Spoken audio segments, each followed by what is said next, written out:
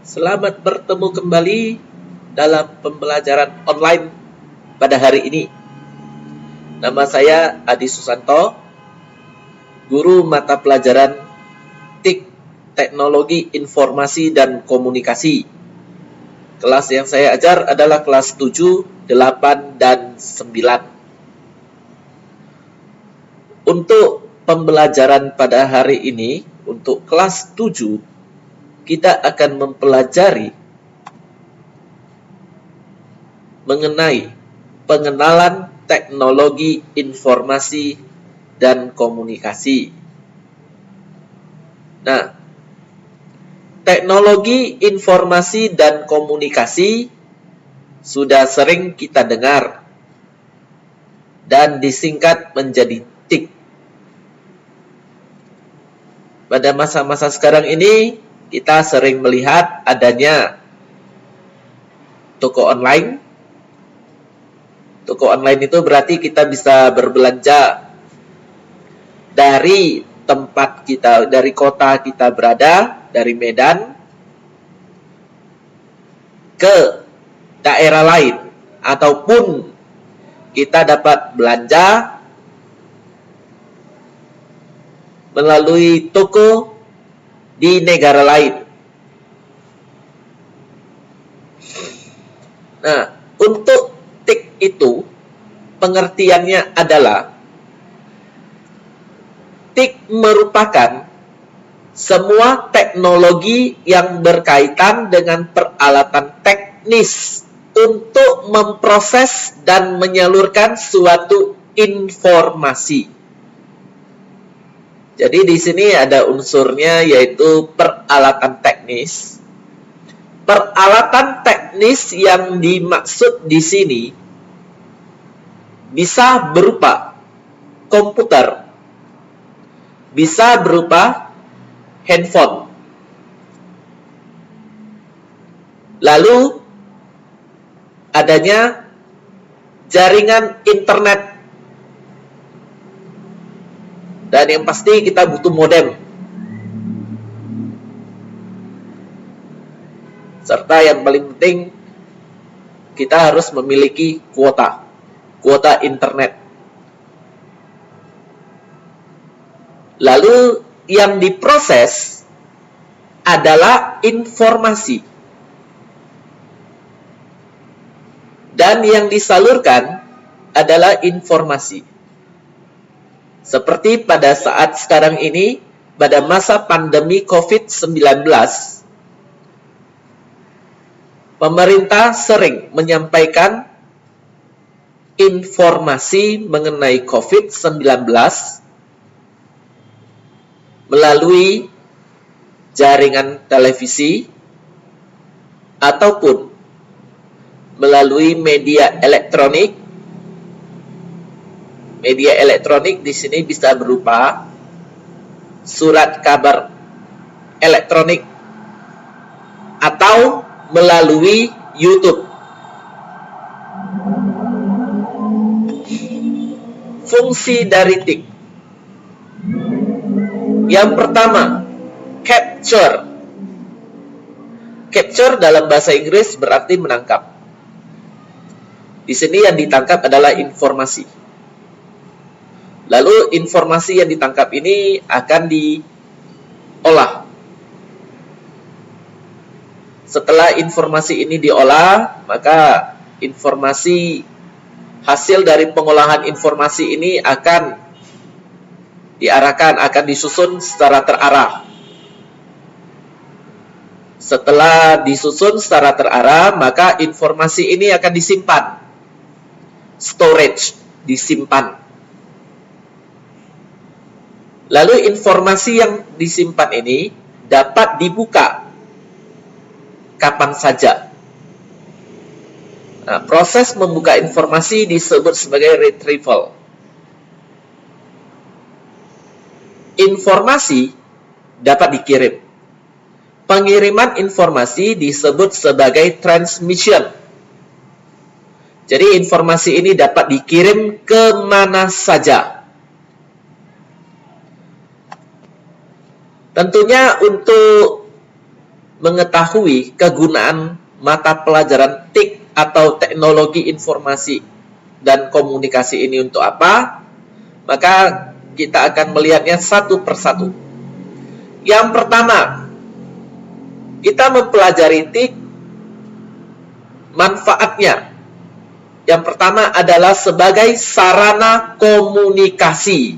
Jadi kita dapat berkomunikasi dengan siapa saja dan di mana saja.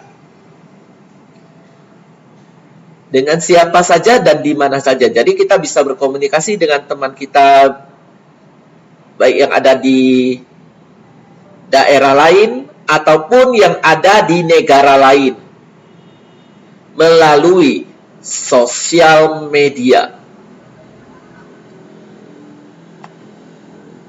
Yang ini adalah tampilan dari Facebook. Yang ini tampilan Instagram. Nah, Facebook dan Instagram sering kita gunakan untuk memposting apa saja. Kalau di dalam Facebook kita bisa memposting berita, bisa berupa teks dan foto serta video. Kalau di dalam Instagram, saat ini kita bisa memposting foto dan video. Manfaat kedua dari mempelajari TIK yaitu mempermudah proses belajar. Atau dengan kata lain, kita bisa belajar secara online. Untuk belajar secara online bukan dimulai pada saat pandemi COVID-19, tetapi hal ini telah berlangsung selama puluhan tahun. Media untuk belajar online yang sering digunakan: Zoom Cloud Meeting, atau yang sering dikenal dengan nama Zoom. Jadi dengan menggunakan Zoom, kita bisa melihat orang-orang yang tergabung dalam pembelajaran online, dan kita bisa melihat bagaimana guru menjelaskan.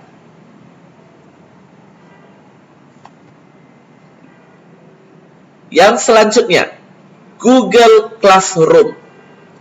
Nah, di dalam Google Classroom, guru-guru dapat memberikan tugas kepada para siswa atau peserta didik. Dan di dalam Google Classroom juga dapat dilakukan ujian secara online. Selain memberikan tugas dan ujian, Google Classroom juga dapat digunakan untuk menjelaskan materi secara online. Lalu untuk catatan juga telah tersedia di dalam Google Classroom ini. Catatan untuk tiap mata pelajaran. Media yang berikutnya adalah WhatsApp. Nah, ini juga sering digunakan sewaktu pembelajaran online. Di dalam WhatsApp ini kita dapat melihat video tentang bagaimana guru menjelaskan suatu materi, lalu catatan, tugas, juga dapat dikirim melalui aplikasi WhatsApp. Yang ini biasanya dibentuk grup di dalam WhatsApp. Selanjutnya adalah YouTube. Nah, di dalam YouTube kita dapat memperoleh materi-materi pengajaran, materi-materi pembelajaran untuk setiap hal yang ingin kita pelajari. Jadi YouTube itu bukan hanya untuk hiburan, sekedar nonton film, ataupun menikmati lagu, tetapi ini juga sudah digunakan sebagai media pembelajaran. Manfaat ketiga dari mempelajari TIK yaitu media bertukar informasi. Jadi kita dapat bertukar informasi dengan siapa saja dan kapan saja, tidak dibatasi oleh batasan negara dan juga tidak dibatasi oleh batasan waktu. Kapan saja kita dapat mengirim chatting, mengirim berita, mengirim video, mengomentari berita, mengomentari video, membalas chattingan.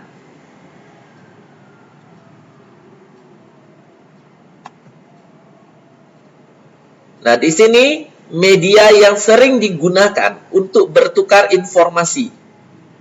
Yang pertama ini email. Jadi dengan melalui email, kita dapat berkirim surat secara cepat. Tidak seperti pada zaman dahulu, kita mengirim surat melalui kantor pos.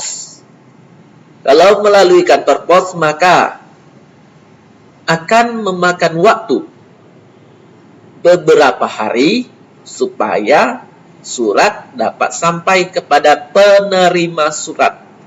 Kalau melalui email, sekarang kita kirim, maka beberapa detik kemudian atau beberapa menit kemudian, surat tersebut sampai di tempat penerima surat.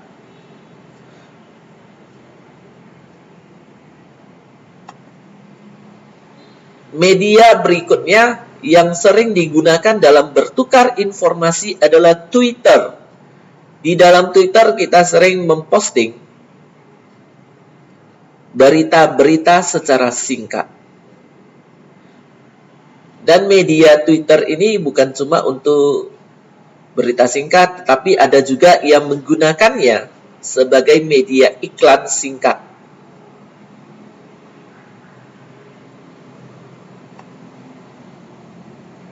Manfaat berikutnya dari mempelajari TIK yaitu menghemat biaya.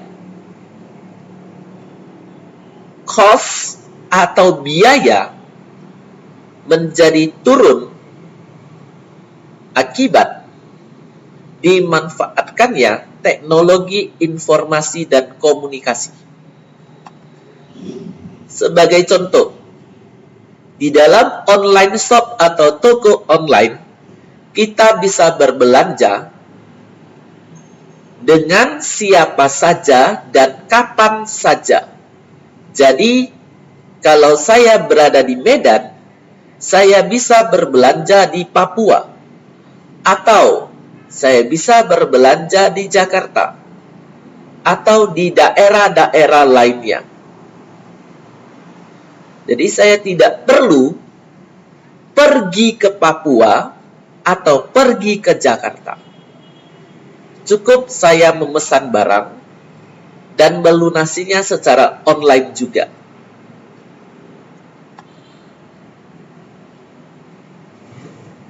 Yang selanjutnya dari mempelajari TIK yaitu meningkatkan produktivitas. Berarti di sini terjadi efisiensi waktu. Sebagai contoh, pada saat ini ada teknologi mobile banking. Jadi dengan mobile banking ini, kita dapat mengirim atau mentransfer uang secara cepat dalam hitungan detik.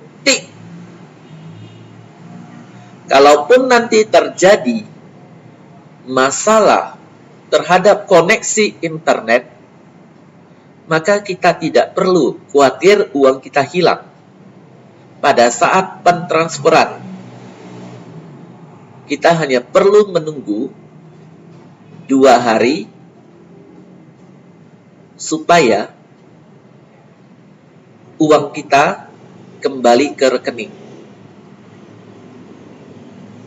Nah, untuk proses penungguan ini sebenarnya tergantung kepada kebijakan tiap bank yang ada di Indonesia. Nah, efisiensi waktu juga saat ini dapat dirasakan melalui e-rapor. E-rapor ini merupakan rapor elektronik. Dan ini sangat-sangat kita rasakan efisiensi waktunya. Rapot kita terima secara cepat dan orang tua dapat langsung melihat nilai anak-anak. Dan untuk penandatanganan rapot saat ini juga dapat dilakukan secara online melalui media layar sentuh. Nah, demikianlah untuk pengenalan teknologi informasi dan komunikasi. Sekarang kita akan mempelajari mengenai pengenalan komputer.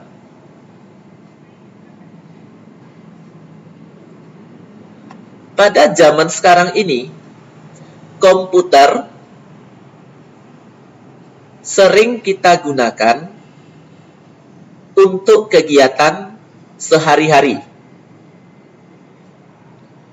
Komputer adalah suatu perangkat elektronik yang dapat digunakan untuk mengolah data sesuai dengan prosedur yang telah dirumuskan sebelumnya, sehingga menghasilkan informasi bermanfaat bagi penggunanya. Nah, jadi di sini komputer itu sangat mempermudah kehidupan kita sehari-hari. Jadi komputer dapat digunakan untuk menyimpan data, mengolah data, dan melihat hasil pengolahan data. 3 elemen komputer. Yang pertama, perangkat keras atau hardware. Hardware adalah kumpulan komponen fisik yang menyusun perangkat komputer. Atau dengan kata lain, hardware merupakan alat-alat komputer yang dapat kita lihat secara langsung. Contohnya, di sini ada prosesor, RAM, hard disk, VGA.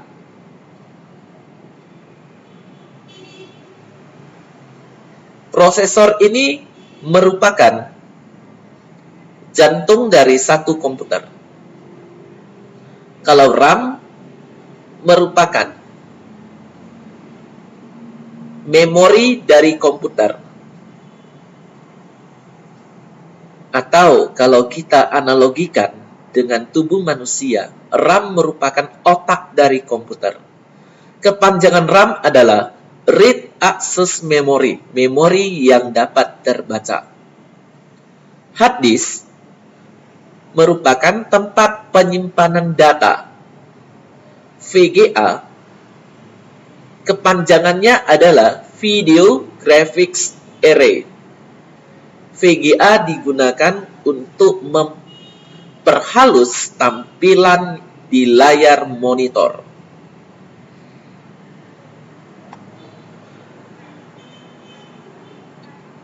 Elemen kedua dalam komputer adalah perangkat lunak atau software. Software adalah sistem operasi dan juga berbagai aplikasi yang dimasukkan ke dalam hardware dan bekerja sesuai perintah dari pengguna. Sistem operasi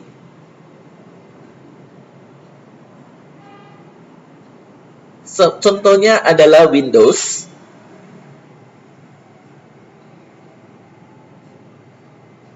tampilan Windows.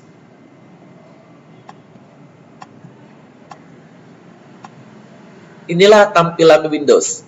Yang sedang saya gunakan ini merupakan Windows 8.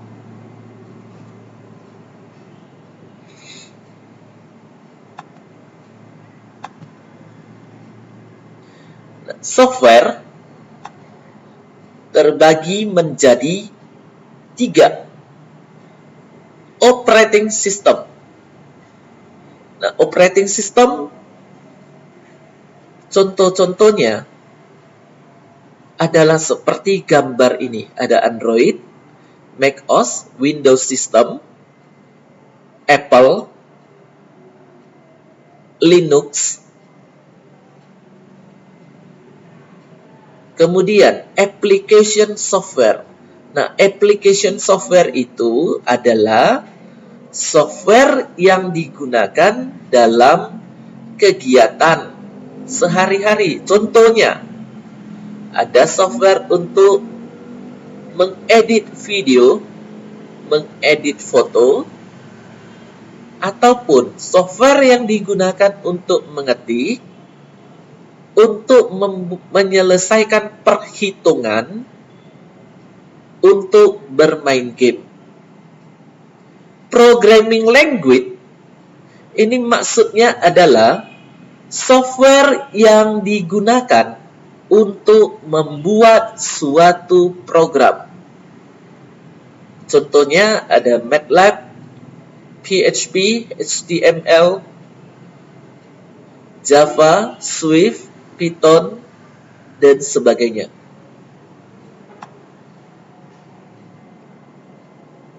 Elemen ketiga dalam komputer adalah pengguna komputer atau brainware. Brainware adalah pemakai atau operator komputer. Brainware terbagi atas 4: sistem analis, programmer, administrator, operator. Sistem analis tugasnya adalah merancang suatu sistem. Programmer tugasnya adalah membuat suatu program aplikasi. Operator tugasnya adalah menggunakan aplikasi tertentu. Administrator tugasnya adalah mengelola sistem komputer pada suatu jaringan.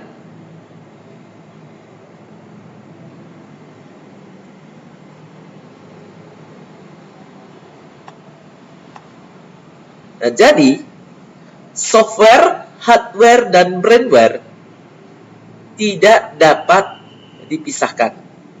Dan inilah yang membentuk komputer.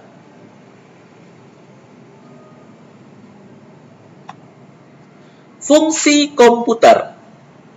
Yang pertama, data input. Input itu berarti memasukkan. Jadi komputer dapat menerima informasi atau data dari sumber lain. Yang kedua, data processing. Processing berarti melakukan pemrosesan data. Yang ketiga, data output. Maksudnya menghasilkan informasi. Yang keempat, data storage. Jadi di dalam komputer kita dapat menyimpan data. Yang kelima, data movement.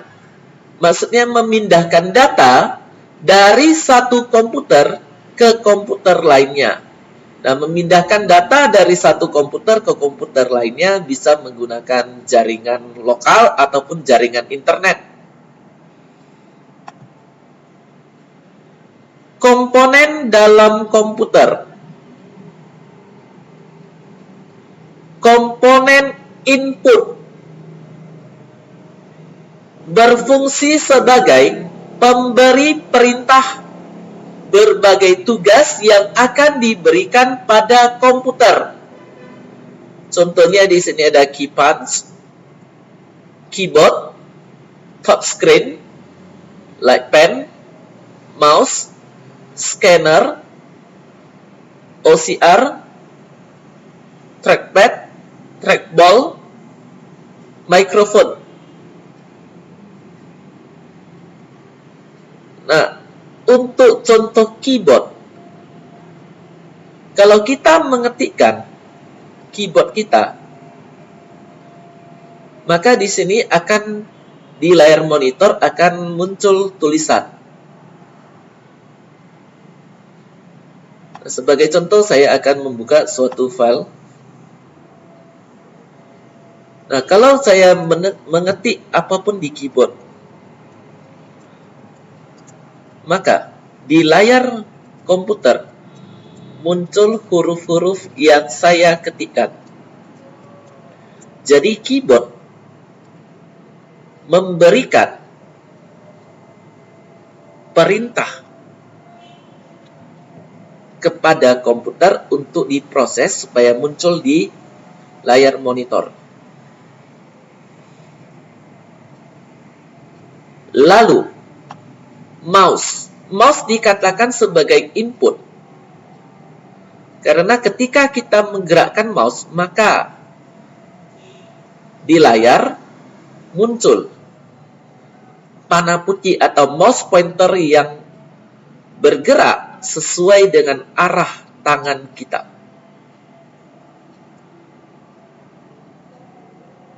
Lalu untuk mikrofon ini kegunaannya untuk menerima data berupa suara. Komponen proses.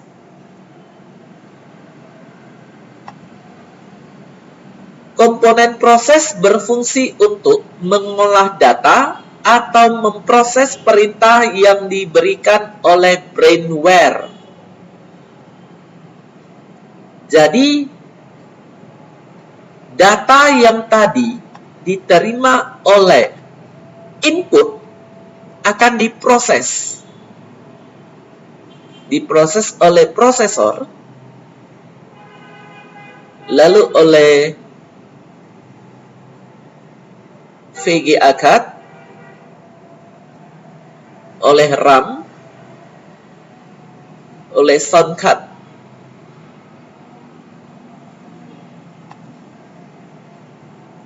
Komponen ketiga dari komputer adalah output. Output berfungsi untuk menampilkan informasi dari perintah yang telah diproses oleh komputer. Contohnya, melalui monitor, maka kita dapat melihat misalkan video atau hal yang tadi diketikkan seperti ini.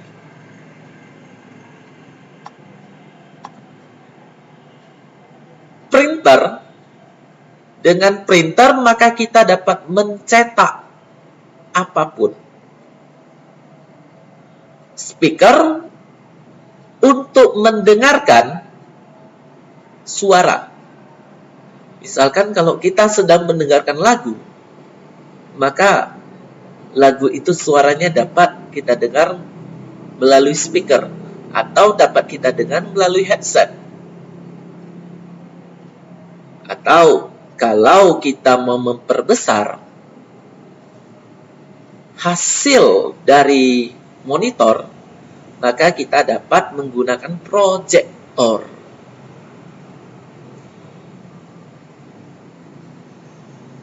Dan demikianlah untuk pembelajaran pengenalan teknologi informasi dan komunikasi serta pengenalan komputer pada hari ini.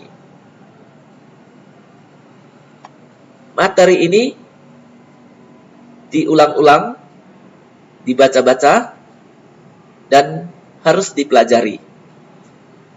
Setelah mempelajari materi ini, maka kerjakanlah tugas yang sudah tersedia di dalam Google Classroom. Terima kasih dan sampai bertemu kembali.